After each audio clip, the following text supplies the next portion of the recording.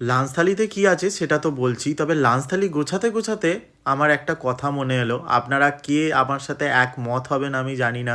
আমি এই টার্মটাতে বিশ্বাসী নয় যে পেহলে দর্শনদারি ফির গুণ বিচারি, কারণ অনেকেই এই টার্মটাতে খুবই বিশ্বাসী, কিন্তু আমার মনে হয় মনটাই সব। কারণ বাইরের দেখনদারি একটা সময় পর চলে যায়, একটা সময় পর সেটা ম্লান হয়ে যায়, কিন্তু ভেতরের গুণটা যদি ভালো হয় আমার মনে হয় তাহলে যে কোনো মানুষ যে কোনো কারোর সাথে ঠিকভাবে থেকে যেতে পারে। আর যা দিনকাল পড়েছে তাতে না দর্শন না গুণ কিছুই কাজে আসছে না। আমার তো মনে হয় ভালোবাসাটাই সব থেকে বড় ব্যাপার।